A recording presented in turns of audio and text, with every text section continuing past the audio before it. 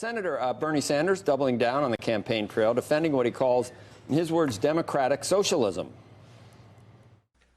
Today, in the second decade of the 21st century, we must take up the unfinished business of the New Deal and carry it to completion. And that is the difference between Donald Trump and me.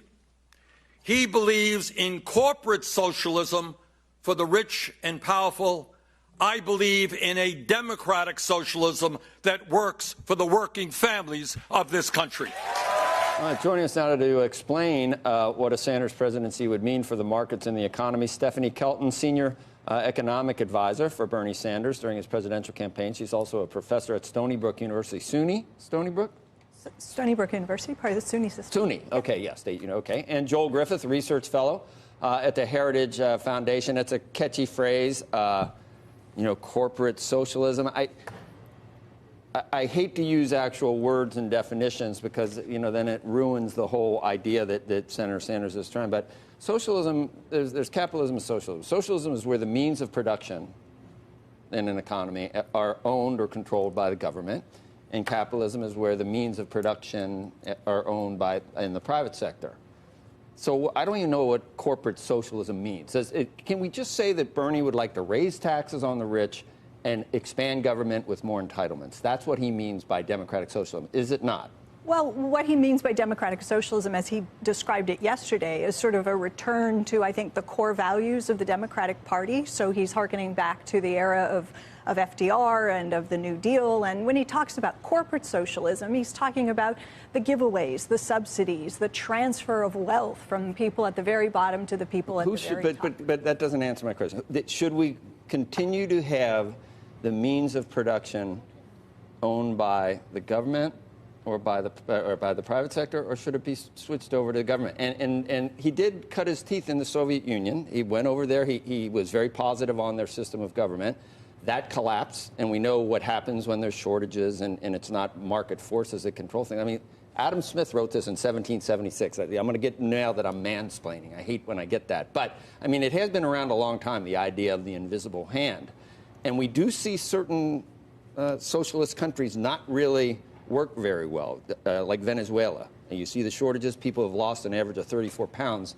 How is this different? You're going to do it right this time? Look, he's not talking about socialism. He's not talking about Venezuela-type socialism. He's not talking about the Soviet Union. He's talking about making the system that we have work for everyone and not just a handful of people at the very top. You think that increasing government and the role in the private sector, more government control, would help the people that are on the lower end of things? He's not talking about more government control. He's talking about greater freedom. If you listen to the speech yesterday, he emphasized again and again what it means to be free and the various ways in which people today, under the system that we have, aren't free. Are you truly free? Well, typically socialism leads to tyranny, because if everyone's paid the same thing, if a doctor is paid the same as a sewer cleaner, the sewer cleaners are going to leave and go to a different. That's why there are usually walls in socialist countries where people can't get out.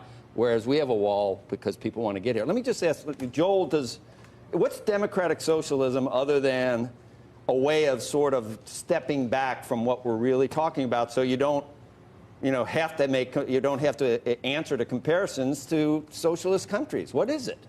Well, let's take Senator Sanders for his word. I listened to the speech yesterday. I about doubled over when I heard him say there is no freedom without economic freedom. I agree with him. But I feel that he's stolen his definition from Orwell's 1984, where the party leader said slavery is freedom. If you go through his economic agenda, he talks about control of the labor market, energy market, healthcare. Let's just, for 1 second, just look at the energy component, the Green New Deal that the left is promoting. Germany has only implemented a portion of that Green New Deal with their new renewable energy mandates. The electricity costs now in Germany are triple that of the United States. California has embarked on their own version of this. And you see gasoline prices in California, $4 compared to $2.50 down south. That's an extra $1,000 a year per person just with that tiny component of what the Green New Deal would be.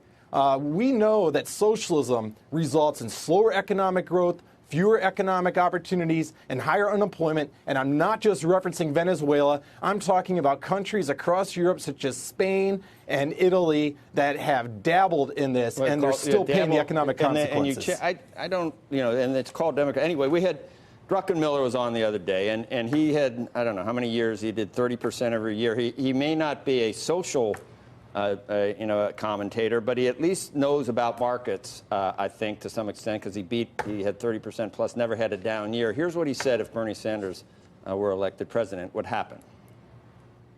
Bernie Sanders became president, I think stock prices should be 30 to 40% lower than they are now. The good news is we'd all be much more equal because everybody would be poorer, but the rich would have lost a lot more wealth than the poor would have.